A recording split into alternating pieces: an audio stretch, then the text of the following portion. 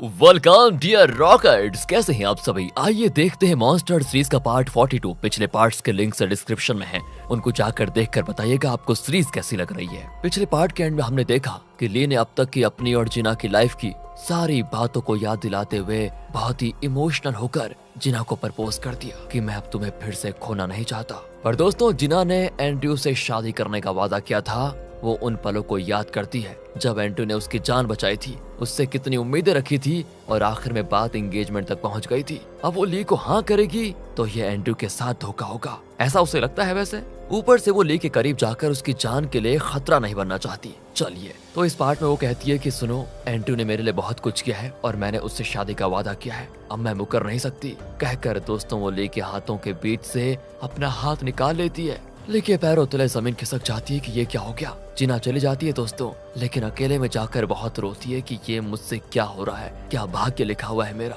अगले सीन में ली को वो सारे बॉन्ड्स मिल जाते हैं जिनकी बदौलत वो डोडो ग्रुप को खरीद सकेगा। वो मोजो से कहता है कि आप एंड्रयू से कहिए कि मैं उससे मिलना चाहता हूँ। पर मोजो से कॉल करता है तो वो तो अकड़ कर कहता है कि अगर मिलना है तो मेरे ऑफिस आ जाओ, मुझे काम बहुत पड़ा है, मैं नहीं आ सकता वहाँ पर। और दोस्तों, एंड्रयू ऐसा किस लिए कह रहा है ये तो हमें अब पता चलता है। तो फ्लैशबैक में दिखाते हैं कि जब एंड्रयू ने जेजे को बताया कि मेजोरिटी बॉन्ड्स ली के हाथ में जा चुके हैं, अब हमें उसकी हर बात माननी पड़ेगी। तो जेजे ने कहा था ना, आपको याद होगा कि फिक्र मत करो, हम ऐसा कुछ करेंगे कि उसके बॉन्ड्स का वैल्यू ही ना रहे। असल में बॉन्ड उधार जैसा है, तो अब ली के पास 50% बॉन्ड्स हैं, तो इसका मतलब है कि उसने डोडो ग्रुप को उधार दिया है। अगर हम अपनी तरफ से 50% फंड्स कंपनी में डाल दें तो उसके उधार का कोई वैल्यू नहीं रहेगा। तो दोस्तों, एंड्रयू ने कहा था कि पर उतना बड़ा अमाउंट हमारे पास आएगा कहाँ से। तब जेजे ने बताया क्या कहा कि मेरे पास सेट कैपिटल का पैसा जो है, क्या कहते हो। पर सर वो तो सिर्फ 200 मिलियन का है। हाँ बेटा, पर उन 200 मिलियन के बॉन्ड्स को मैं अपने एक दोस्त के पास गिरवी रखकर लगभग 500 मिलियन उधार ले सकता हूँ।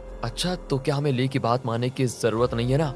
बिल्कुल जरूरत नहीं है, लेकिन तुम्हें उसके बदले में उस एग्रीमेंट को कैंसिल करना पड़ेगा जिसकी बदौलत सेट कैपिटल में तुम मेरे पार्टनर बने हो। दोस्तों, यही सोच सोच कर प्रेजेंट में एंड्रयू ली का इंतजार कर रहा होता है और साथ में लीगल एडवाइजर के नाते जिना भी होती है। फिर ली की टीम वहाँ पर आती है और वो एंड्रयू को कई डॉक्यूमेंट साइन करने को कहते हैं और बताते हैं कि किन बॉन्ड्स को चेंज करना है। पर एंड्रयू को तो जेजे ने फंड्स देने का वादा किया था, तो वो उन डॉक्यूमेंट्स को फाड़ कर कहता है कि मुझे तुम्हारे बॉन्ड्स की जरूरत ही नहीं है। ली कहता है कि अच्छा, तो जेजे ने फिर तुम्हारी मदद करने का वादा किया है लगता है। अब एंड्रयू शॉक हो जाता है दोस्तों कि जिना को पता चल गया तो क्या होगा। वो कहता है कि देखो, बेकार की बात करके मेरा टाइम वेस्ट मत करो और निकलो यहाँ से। ली दोस्तों समझ जाता है कि पक्का जेजे ने अपना गेम शुरू कर दिया है। वो मोजो से पूछता है कि सुनो, जेजे के डॉक्यूमेंट्स के सारे ट्रांजैक्शन को ट्रेस करो। पर मोजो बताता है कि वो तो बहुत मुश्किल है, क्योंकि वो किन अकाउंट से क्या ट्रांजैक्शंस करता है ये तो बहुत ही सीक्रेट तरीके से होता है। अरे पर आप कोशिश तो कीजिए, ये कहकर दोस्तों ले चला जाता है। दूसरी ओर ना, जिना बॉडीगार्ड से मिलने के लिए इस बार भी बहुत सारा खाना लेकर जाती है, पर वो साफ साफ कह देता है कि तुम कुछ भी कर लो, मैं जेजे के खिलाफ कुछ नहीं बताऊंगा तुम्हें। जिना कहती है कि मैं तुम्हारी माँ से मिलकर आ रही हूँ। वो सोचती है कि तुम कोई अच्छा काम कर रहे हो। वो ये नहीं जानती कि एक जेजे जैसे क्रिमिनल के खातिर तुमने कितने जुर्म किए हैं, कितने कत्ल किए हैं। ये खाना उन्होंने अपने हाथों से बनाकर तुम्हारे लिए भेजा है, खा लेना, लेकिन याद रखना कि मैं सच जाने बगैर तुम्हें छोड़ूंगी नहीं। मेरे भाई का ओरिजिनल ऑटोप्सी रिपोर्ट कहाँ पर है ये सिर्फ तुम मुझे बता सकते हो। अगर तुम मुझे सच बता दो तो शायद अब तक किए हुए तुम्हारे सारे पाप धुल जाएं और तुम्हारी माँ के दिल को भी चैन आ जाएगा। कहकर दोस्तों वो चली जाती है। बॉडीगार्ड इमोशनल होकर माँ का बनाया हुआ खाना खाता है। कुछ देर में जॉन वापस आकर कहता है कि ओ, तो तुम खा रहे हो, ठीक है, आराम से खाओ, आखिर माँ का खाना तो मैंने जाने फिर कब नसीब होगा, खाओ खाओ। उसके जाने के बाद बॉडीगार्ड अपनी माँ को सोचकर बहुत रोता है। दूसरी ओर दोस्तों, मोजो है ना, वो जेराल्ड का ब्रेन वॉश कर रहा होता है कि तुम नेल पर विश्वास मत करो, अगर वो प्रेसिडेंट बन गया तो तुमसे रिश्ता तोड़ देगा वो, इसलिए तुम मुझे जेजे के सारे सीक्रेट्स बता दो, मैं ली से तुम्हारे बारे में बात कर लूंगा। वो नेल जैसा नहीं है, अच्छा आदमी है। पर दोस्तों, जेराल्ड तो मुंह तक नहीं खोलता यार।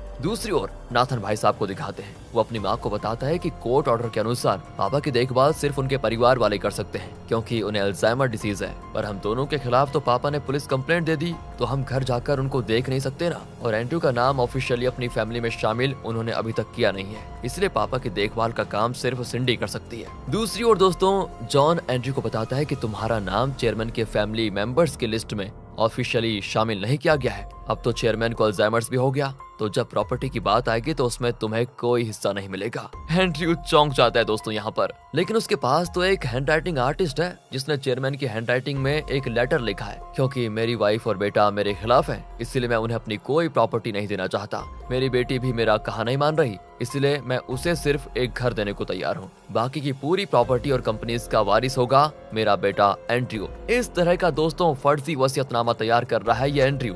दूसरी ओर नाथन और उसकी माँ सिंडी से कहते हैं कि सुनो, सिर्फ तुम पापा की देखभाल कर सकती हो, उस एंड्रयू को तो घर में आने ही मत देना। पर सिंडी तो पहले से नाथन और अपनी माँ के खतरनाक प्लान्स को देख चुकी है, तो वो गुस्से में कह देती है कि मैं पापा की देखभाल कर लूंगी, मुझे ना आप दोनों की और ना ही उस एंड्रयू की जरूरत है। मैं जानती हूँ कि आप दोनों का मकसद क्या है और मैं कभी आपका मकसद पूरा नहीं होने दूंगी। इस तरह दोस्तों एक अच्छी बेटी के लफ्ज कहकर वो चली जाती है। वहाँ जेजे और जेराल्ड नेल को प्रेसिडेंशियल इलेक्शन कैंपेन के लिए कई आइडियाज दे रहे होते हैं, लेकिन जेजे के आइडियाज जेराल्ड को बिल्कुल ठीक नहीं लगते। फिर भी दोस्तों वो नेल जेराल्ड की बात न सुनकर जेजे की ही बात सुनता है और जेराल्ड की बात पर वो ध्यान देता ही नहीं। बस अब जेराल्ड को एहसास हो जाता है कि नेल के लिए मैं नहीं जेजे इम्पोर्टेंट है। उसे शक होने लगता है कि कहीं इसने इलेक्शन के बाद मुझे निकाल दिया तो मेरा क्या होगा। बड़ा परेशान होता है दोस्तों वो, पर लगता है ग्रे और मोजो उसे फॉलो कर रहे थे, तो वो ली को वहाँ पर लेकर आ जाते हैं। ली मौका पाकर तुरंत उससे बात करता है, पर जेराल्ड कहता है कि चाहे कुछ भी हो जाए मैं ली के साथ गद्दारी नहीं कर सकता। अरे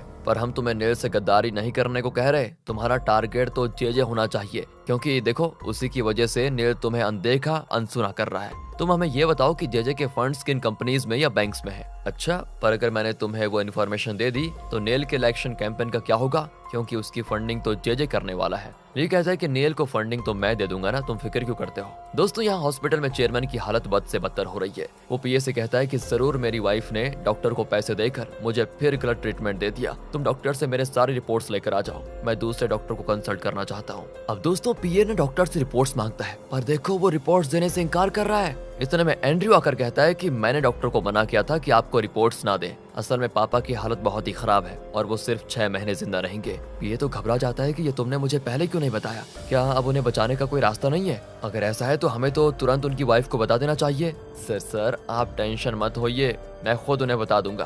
पर दोस्तों इतने में एंड्रयू का असिस्टेंट आकर बताता है कि चेयरमैन कमरे से गायब है। असल में दोस्तों चेयरमैन नेल के घर पर गया था, अब वो वक्त में और पीछे जा चुका था, यानी उस टाइम पे जब उसकी और उसकी वाइफ की शादी नहीं हुई थी। वो जाकर अपनी वाइफ को शादी के लिए प्रपोज करता है, जिसको सभी देख रहे होते हैं। यहाँ पता चलता है कि चेयरमैन अपनी वाइफ से बहुत प्यार करता था दोस्तों। फिर क्या था, चेयरमैन वहाँ पर खाना खाने लग जाता है। सिंडी भी वहाँ पर आ जाती है। पापा को देखकर वो बहुत इमोशनल होती है और उनसे बात करती है, तो वो कहता है कि अरे तुम कौन हो और मुझे पापा क्यों कह रही हो, मेरी तो अभी शादी भी नहीं हुई, ये देखो ये मेरी होने वाली वाइफ है।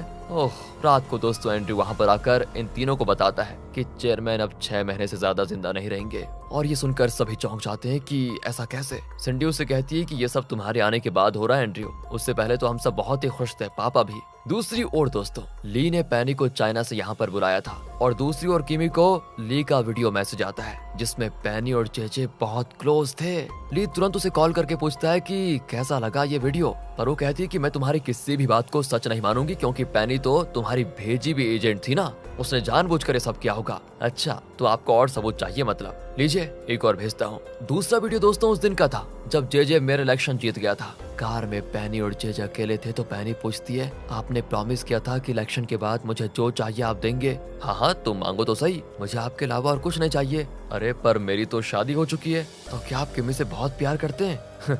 प्यार नहीं यार, प्यार किसको करना है, मेरे लिए तो ये सब कुछ गिव एंड टेक बिजनेस है। अच्छा तो क्या मैं भी आपके लिए इम्पोर्टेंट नहीं हूँ? अगर मैं इम्पोर्टेंट हूँ तो आप मुझे अभी किस कीजिए। और दोस्तों इस पर जेजे उसे तुरंत किस करने लग गया था। बस ये देखकर किमी की आंखों में आंसू। अगले सीन में वो पैनी से मिलती है, तब पैनी उसे बताती है कि ली के पेरेंट्स का कत्ल जेजे नहीं किया था और जिना के भाई का कत्ल भी जेजे नहीं किया था, इसलिए ली और जिना जेजे से बदला लेना चाहते हैं। तुम्हारे पास अभी भी वक्त है, तुम जेजे से दूर हो जाओ, वरना एक दिन वो तुम्हारी भी जान ले सकता है, क्योंकि वो बिजनेस और पावर को पाने के लिए कुछ भी कर सकता है, किसी भी हद तक जा सकता है। किमी दोस्तों ये सुनकर शॉक हो जाती है कि क्या सच में ऐसा था। वो पूछती है कि तुम और मेरा हस्बैंड जेजे किस हद तक क्लोज थे। पैनी उसके कान में दोस्तों कुछ कहती है। अगले सीन में वो घर जाती है, जहाँ वो जेजे से पूछती है क्या तुमने पैनी को किस किया था। पर दोस्तों वो तो इनकार ही करेगा ना। कहता है अरे वो तो ली के एजेंट है, मैंने उसे कभी छुआ तक नहीं। किमी उसको चांटा मारकर कहती है कि मैं तुम्हारी असलियत जान चुकी हूँ। तुमने न सिर्फ ली के पेरेंट्स का कत्ल किया बल्कि जिना के मासूम भाई को भी तुमने मार डाला,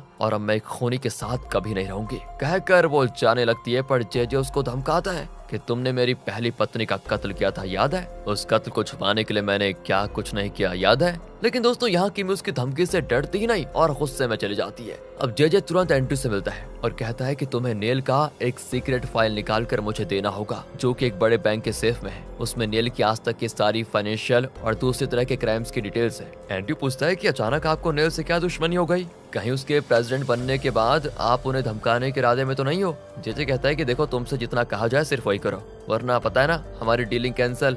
दूसरी ओर दोस्तों पीए मोजू को बुला भेजता है और कहता है क्या तुम मुझे किसी तरह चेयरमैन की मेडिकल रिपोर्ट्स दिला सकते हो, क्योंकि एंड्रयू तो मुझे वो रिपोर्ट्स देने से इनकार कर रहा है। मुझे शक है कि वो चेयरमैन की लाइफ के साथ कुछ न कुछ खिलवाड़ कर रहा है उनकी प्रॉपर्टी हड़पने के लिए। उसकी नीयत ठीक नहीं लगती मुझे। मोजू कहता है कि ठीक है मैं कोशिश करूंगा। उस रात वो ग्रे को हॉस्पिटल भेजता है, जो मास्क पहनकर उस डॉक्टर के डेस्कटॉप से चेयरमैन की मेडिकल रिपोर्ट कॉपी कर लेता है। अगले दिन ली उस रिपोर्ट को लेकर दूसरे डॉक्टर के पास जाता है और वो डॉक्टर भी बताता है कि वाकई में इनकी हालत बहुत खराब है, 6 महीने से ज्यादा नहीं रह पाएंगे, लेकिन हाँ एक सर्जरी की मदद से इनके 10% चांसेस हैं बचने के। वैसे यूएस में एक स्पेशलिस्ट है जो इसकी ट्रीटमेंट कर सकते हैं, उससे इनके बचने के चांसेस 30% बढ़ जाएंगे। ली दोस्तों तुरंत फैसला कर लेता है कि किसी तरह उस यूएस डॉक्टर को कोरिया बुलवाएंगे और ये सर्जरी करवाएंगे। फिर वो सिंडी को बताता है तो वो बहुत परेशान होती है और कहती है कि प्लीज पापा को किसी तरह बचाना होगा। ली कहता है कि उसके लिए तुम्हारे परिवार के कुछ सदस्यों को एक होकर फैसला लेना पड़ेगा, तुम उन सबसे बात करो। दूसरी ओर पीए चेयरमैन को तैयार कर रहा होता है तो वो पूछता है अरे मुझे अचानक रेडी क्यों कर रहे हो? पीए उसके कान में दोस्तों कुछ कहता है, यहाँ पर पता नहीं क्या कहता है। आगे दिखाते हैं कि चेयरमैन के परिवार के सभी लोग वहाँ पर आ जाते हैं। लीगल एडवाइजर होने के नाते जीना भी आ जाती है। सिंडी पापा से मिलती है और तब चेयरमैन सोचने लगता है कि पीए ने क्या कहा था। असल में दोस्तों पीए ने चेयरमैन से कहा था कि डॉक्टर ने आपको सिर्फ 6 महीने का टाइम दे के रखा हुआ है, उसके बाद आपका क्या होगा ये कोई नहीं बता सकता, इसीलिए आप किसी पर विश्वास मत कीजिए। अब चेयरमैन यहाँ पर शॉक होकर पूछता है कि किस पर विश्वास करूं किस पर नहीं। पीए ने कहा था कि आप किसी तरह बात मत कीजिए, ना ही कोई रिएक्शन दिखाइएगा, मैं सबसे कह दूंगा कि आप बोल भी नहीं पा रहे और ना ही कुछ समझने की क्षमता है आप में। और प्रेजेंट में दोस्तों चेयरमैन वैसा ही करता है। सिंडी को देखकर भी वो चुप बैठा रहता है। मीटिंग होती है शुरू तो सिंडी सबको बताती है कि पापा सिर्फ 6 महीने जिंदा रहेंगे क्योंकि इनका अल्जाइमर्स एडवांस्ड स्टेज में पहुंच चुका है, लेकिन अगर हम सब मिलकर अच्छा फैसला लें तो उन्हें बचाने के कुछ चांसेस है। दोस्तों चांसेस वर्ड सुनकर ना एंड्रयू शॉक हो जाता है। वो कहता है कि तुम ये क्या कह रही हो? सिंडी कहती है कि उनकी एक सर्जरी करनी होगी जिससे वो ठीक हो सकते हैं, पर तभी उनमें से कहता है कि अरे नहीं नहीं सर्जरी के तो सिर्फ 10% चांसेस हैं। ली बीच में बोल देता है कि सिर्फ 10% क्यों है, पूरे 10% चांसेस कहो। अगर उस 10% में चेयरमैन की जान बच गई तो वो और कई साल जिंदा रहेंगे, ये कम है क्या? अच्छा ऐसा है तो तुम्हारे सर में जो बुलेट है उसे सर्जरी से निकलवा क्यों नहीं लेते? वो इसीलिए बुद्धिमान जी क्योंकि सर्जरी से मेरा बचने का 1% भी चांस नहीं है। अगर 1 भी % चांस होता तो मैं सर्जरी जरूर करवा लेता, फिर मुझे अपनी याददाश्त खोनी नहीं पड़ती और मेरे दिल के जो करीब थे उन्हें भी मुझे खोना नहीं पड़ता। और चेयरमैन के चांसेस तो 10% है। अगर हमने यूएस से स्पेशलिस्ट को बुलाकर सर्जरी करवाई तो उनके बचने के चांसेस और बढ़ जाएंगे 30% तक। पर दोस्तों यहाँ तो लगता है कि चेयरमैन को बचाने में सिंडी के अलावा बाकियों का कोई इंटरेस्ट ही नहीं है। यहाँ नेल अपना इलेक्शन वाला गेम खेलता है और कहता है कि इस मसले में हम सब वोट करेंगे, जिस फैसले को ज्यादा वोट मिलेंगे हम वही फैसला लेंगे। तो नाथन, उसकी माँ एंड्रयू, किमी इस तरह सभी सर्जरी ना करवाने के लिए वोट करते हैं। सिर्फ सिंडी किसी तरह सर्जरी करवाकर पापा को बचाना चाहती है। नेल कहता है कि बेटी सिर्फ तुमने सर्जरी करने के लिए वोट किया है, बाकी लोग तो उसके खिलाफ हैं, इसीलिए हमें ये सर्जरी नहीं करवानी चाहिए। और दोस्तों ये सब कुछ देखकर चेयरमैन, जो पीए के कहने पर चुप्पी बैठा सादा था, वो शेर के दहाड़ को टक्कर देने वाली आवाज में सब पर चिल्लाता है और ली उसको देखने लगता है। और यहाँ पर होता है पार्ट 42 का दी एंड। क्या चेयरमैन बच जाएगा? वैसे क्या जिना को पता चलेगा कि एंड्रयू फिर से जेजे के साथ मिल गया है? और क्या वाकई में एंड्रयू और जिना की एंगेजमेंट होगी? ये सब जानने के लिए इंतजार कीजिए अगले पार्ट्स का। और आगे के पार्ट्स बस कुछ ही बचे हुए हैं। आपने यहाँ तक देख लिए, बस थोड़ी और सीरीज देख लिए, फिर देखिए आपको मजा कितना आने वाला है। मिलते हैं आपसे अगली वीडियो में। ध्यान रखिएगा अपना और वीडियो को लाइक और शेयर कीजिए। Thanks for watching.